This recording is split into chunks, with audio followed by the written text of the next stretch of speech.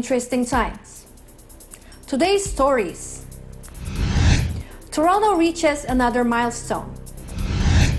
Canadians can look forward to one-dose summer. Canada announces new pathway to permanent residency for essential temporary workers and international graduates. People with outstanding fines have to pay up before renewing their driver's license. 10 projects for preservation funded in British Columbia. Israel sends in-ground forces as Gaza conflict intensifies. Tourists soak up the sun in Greece as the country's borders reopen. Hello everyone, you're watching Eagle News Canada. I'm Marjorie Quintos reporting from Montreal, Quebec, bringing you stories from across the globe.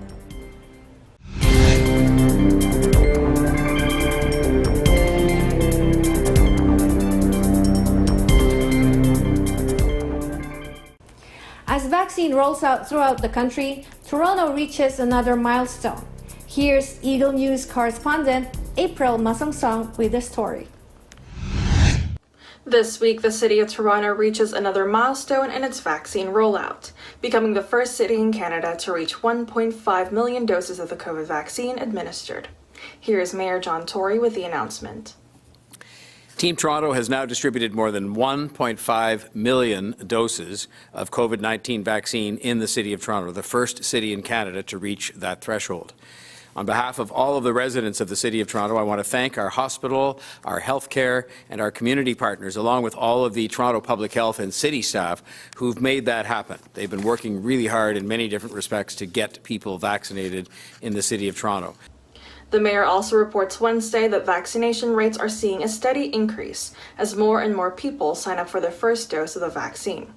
Let's listen in. More than 70% of adults 80 plus, for example, have been vaccinated. More than 75% of adults between 70 and 79 have been vaccinated. More than 71% of adults between the ages of 60 and 69. And 61% of adults between the ages of 55 and 59 have received their shot, while almost 53% of adults between 50 and 54 have been vaccinated. Even in the younger age groups, we are seeing the percentages climb, with 43% of people 40 plus and even 36% of people between the ages of 20 and 24 have been vaccinated. This is good work. Now we just have to keep going with the cooperation from the other governments until everyone who wants their shot is able to get it.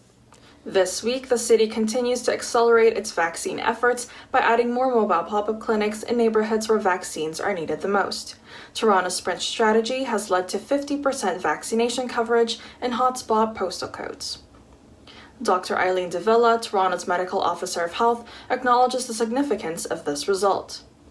Many thanks to our hospital partners, Ontario health teams, and community leaders and organizations who've made pop-up and mobile vaccine clinics a real success story by reaching out to communities and communicating with them to encourage vaccine uptake and address hesitancy. Mobile pop-up clinics help improve equity in providing access to priority neighborhoods in Toronto. The city has been targeting neighborhoods with high-level case rates of COVID-19 and with low vaccine coverage rates. 5 more postal codes have been added where average of infection and hospitalization rates are higher than the rest of the city. Though not a significant decrease, the City of Toronto, as the rest of the province of Ontario, is seeing a slight downward trend of positive cases as more and more people get vaccinated. As of Wednesday, there are 814 new COVID-19 cases in the city, 20 new deaths, 66 hospitalizations, and more than 1,000 people who have recovered. The City of Toronto continues to update people as to where and when more appointments are available to properly inform and encourage people to get vaccinated.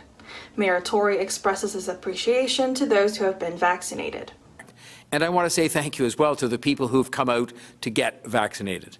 With a lot of help from a lot of hard work on the part of community organizations and people that are trusted in those neighborhoods, the people, you out there who we serve, have responded. And you've been vaccinated, but there's still obviously work to be done if we're just over half, but that's significant progress in a very short period of time. The strategy is making sure that we get vaccines in the right arms right now. In Toronto, April Masangsong, Eagle News, we live in interesting times. Canadians can look forward to one-dose summer. Here's Eagle News correspondent Thomas I. Likeness with a story.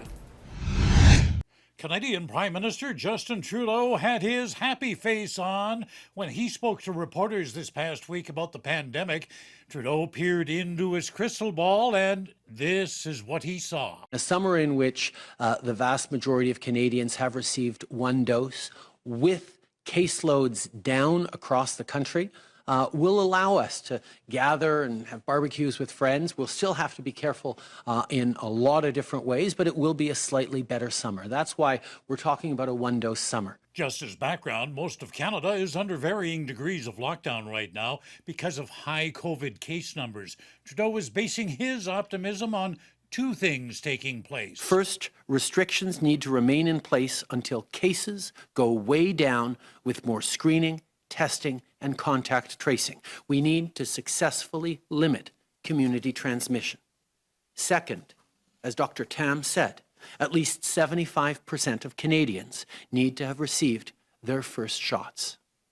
And that second point, having enough people immunized, is one that some people might be skeptical about. It's no secret Canada has had supply problems and difficulty getting enough vaccines to stock our medicine cabinets.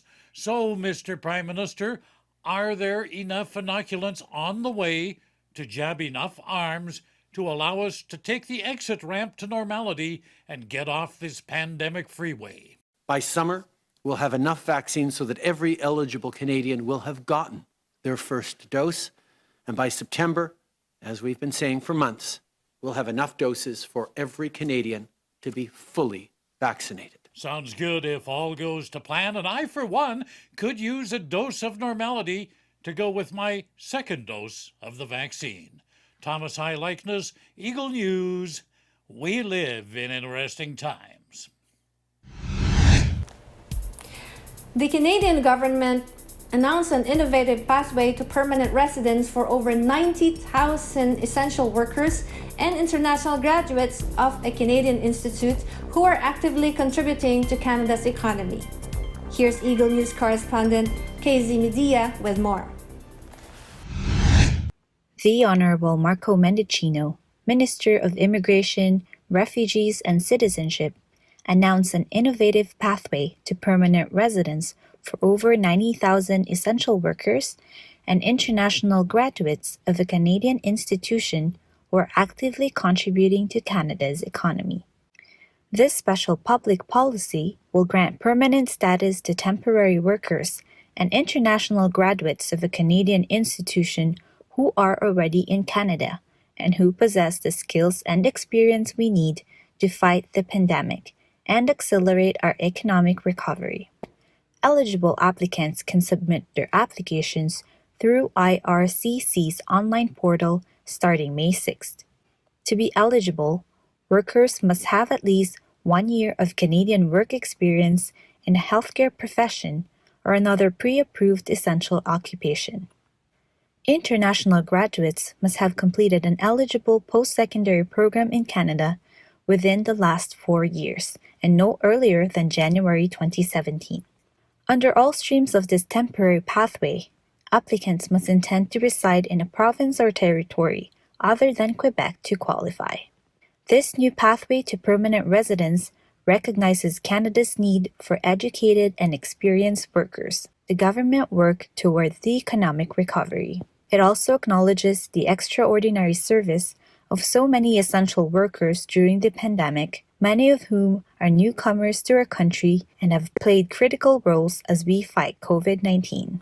The pandemic has shone a bright light on the contributions of newcomers in essential jobs, as we have recognized the caregivers, cooks, and cashiers as our everyday heroes, says Mendicino, allowing them to set down roots in Canada and help us build back better. Our message to them is simple. Your status may be temporary, but your contributions are lasting, and we want you to stay. KZ Medina, Eagle News. We live in interesting times. People with outstanding COVID fines are expected to pay before being able to renew their driver's license. Here's Eagle News correspondent Vanessa Condi with a story. New legislation that has been introduced this week could leave people who leave COVID-19 fines unpaid, unable to get or renew BC's driver licence or vehicle insurance. If the legislation is passed, then it will extend the refuse to issue RTI of the Motor Act to people with outstanding fines levied under the Emergency Programme Act and COVID-19 Related Measures Act. BC Solicitor General Mike Farnworth has provided details about the fines. If police have reasonable grounds to believe you are about to leave your regional zone or are already traveling outside of your health authority for non-essential purposes, they can direct you to stay within your region or to leave the authority at that time. Failure to comply with the requirements at a road check or the direction given by a police officer may result in a $230 fine. Violating the travel order is a $575 fine. The primary goal of these road checks is to educate and deter people from traveling for non-essential reasons. He has also mentioned too many people in this province who think the COVID restrictions don't apply to them also think they can get away scot-free without having to pay the fine. They're not going to be able to do it anymore. The ministry said as of May 8, 1,679 violation tickets totaling nearly $1.2 million have been processed by Insurance Corporation of British Columbia, or ICBC. ICBC have sent unpaid fines to collection agencies after 30 days. Of that total dollar figure, only 14% has been paid. The change in the Motor Act is expected to be in effect starting July 1st. In Victoria, BC, Vanessa Condi, Eagle News, we live in interesting times. The Library and Archives of Canada provides funds to support 41 projects. Here's Eagle News correspondent Jeanette Duezo with the details. The Library and Archives Canada, the custodian of Canada's distant past and recent history, will fund 41 projects for the year 2021 and 2022. This includes 10 projects in British Columbia under the Documentary Heritage Communities Program.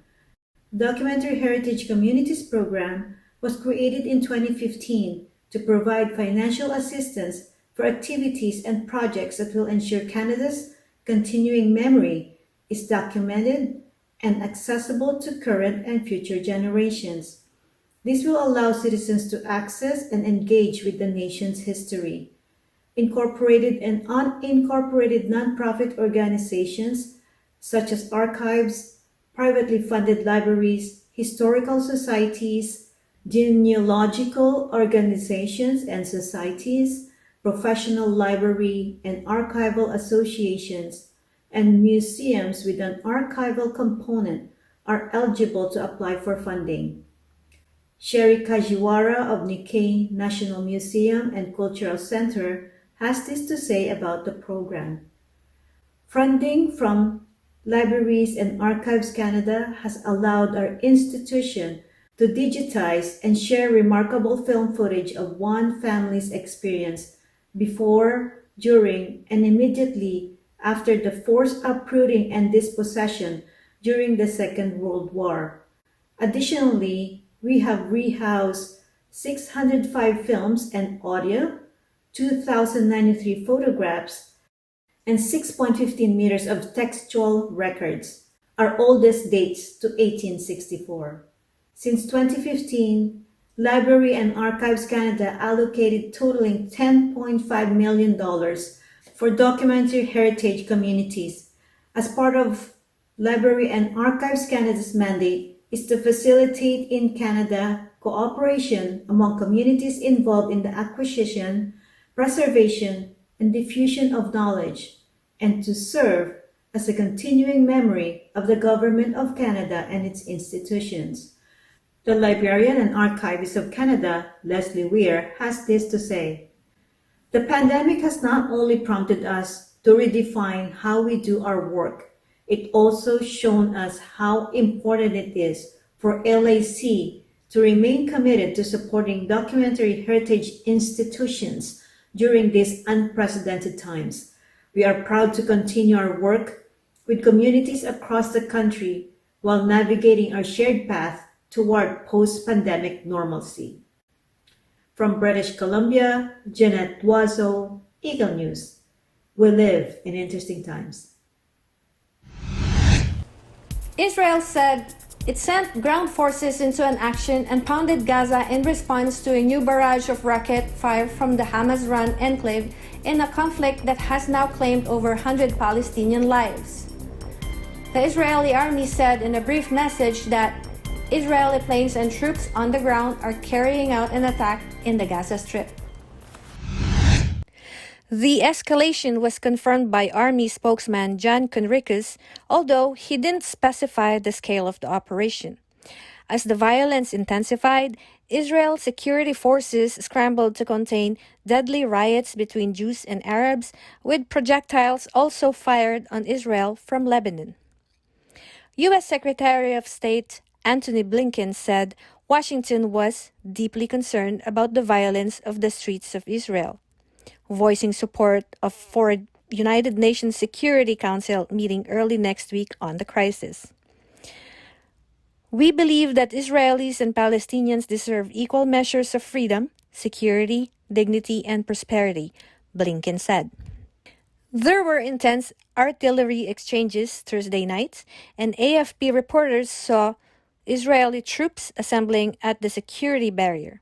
Balls of flames rose high into the sky after strikes smashed into densely packed Gaza.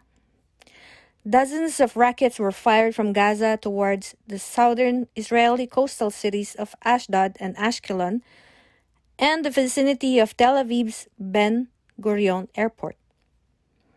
We are prepared and continue to prepare for various scenarios, Conricus said, describing a ground offensive as one scenario. In Gaza, AFP photographers said people were evacuating their homes in the northeastern part of the enclave ahead of possible Israeli attacks, with Hamas, the Islamist group that controls Gaza, warning of a heavy response to a possible ground incursion. With the conflict showing no signs of easing, Israel has been rocked by an unprecedented wave of mob violence in which both Arabs and Jews have been savagely beaten and police stations attacked. Defense Minister Benny Gantz ordered a massive reinforcement to suppress the internal unrest.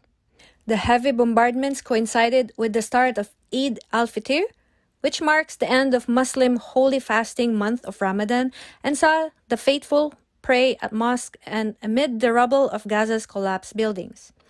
Israel Air Force launched multiple airstrikes, targeting locations linked to Hamas, with the Air Force saying jets had struck a military compound of the group's intelligence headquarters. At least 103 people have been killed since Monday, including 27 children and more than 580 wounded, the health ministry in Gaza said. Heavy bombardments have brought down entire tower blocks. Inside Israel, 7 people have been killed since Monday, including one 6-year-old after a rocket struck a family home. People enjoyed the sunny sea of skies of Crete as Greece reopens its borders to tourists. Athens last month lifted a 7-day quarantine period for travelers from several countries, including the United States and United Kingdom.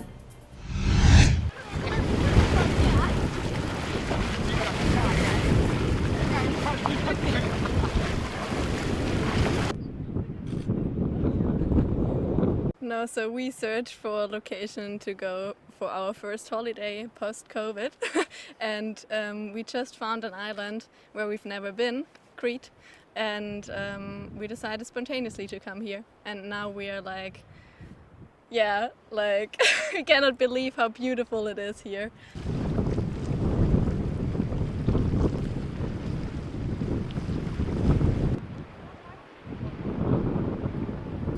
Yeah, it's very nice that we have the possibility to travel again, and here in Greece it feels like back to normal life before COVID. Like restaurants are open, you can go to the beaches, you can enjoy the nice weather.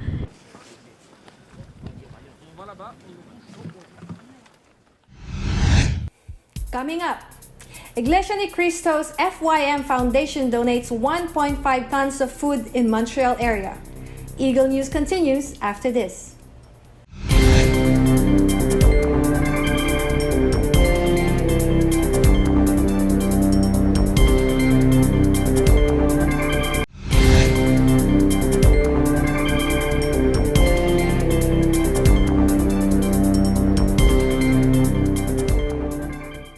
Welcome back. You are watching Eagle News Canada. I am Marjorie Quintos from Montreal, Quebec. International Church Iglesia ni Cristo Church of Christ extend a helping hand through the Felix Y. Manalo Foundation, and I was there to witness this act of giving. Check this out. Felix Y. Manalo Foundation has donated sacks of rice, including food and other necessities here at the FAMAS Center, Filipino Association of Montreal, and the Suburb Center. Hundreds have benefited from this donation drive by the Felix Y. Manalo Foundation in commemoration of the birth anniversary of the first executive minister of the Iglesia ni Cristo, Brother Felix Y. Manalo. We just conducted an Aid to Humanity activity intended for our fellow men here in Montreal, Canada. And specifically, we reach out here to the males who are living in the shelter called the Maison du Père. And the Church of Christ, along with the Felix Y. Manalo Foundation, have extended their assistance through food donated to them today. We truly believe that what we're doing is with the intention of following God's teaching to love our fellow men, and also what the Bible says in Proverbs 3:27, that whenever we possibly can, we should do good to those who need it. And during these times of pandemic, truly our fellow man is in dire need of foods like these, which is why with the help of God, through the eagerness of our brethren in the district, we were able to come up with more than 1.5 tons of food that we truly believe will be of great help to our fellow men. Well, this Aid for Humanity project that we conducted today is totally remarkable and different when it comes to other previous Aid for Humanity projects, because today we are battling the challenge due to the COVID-19 pandemic. There are challenges, there are government restrictions that we have to observe and follow, but despite all of these things, maybe because of the zealousness of our brethren and their love for the fellow men, though there is a threat on our health, we are not hindered to continue to pursue our projects for humanitarian causes, primarily for the glory of God and for us to be of help to those who are in need. Aujourd'hui, on en profite pour remercier l'Église du Christ et la Fondation Félix Manolo pour les dons alimentaires qu'ils nous ont apportés. Ça va nous permettre de nourrir quelques gens qui demeurent avec nous à l'année longue. Pouvoir leur offrir, j'ai demandé des dons plus au niveau déjeuner parce que c'est un peu la problématique ici. Donc on va pouvoir leur offrir un bon déjeuner pour la première repas de la journée. Eduardo Manalo po. Kami po nagpapasalamat po sa tulong ninyo. Papasalamat po ako sa bigay ng Iglesia ni Cristo. Binigyan po kami ng rice, tsaka mayroon po kaming grocery. Okay, maraming salamat po sa tulong ninyo at malaking tulong po ito sa amin. Kasi marami kaming nawalan ng trabaho dito sa Montreal dahil sa pandemic.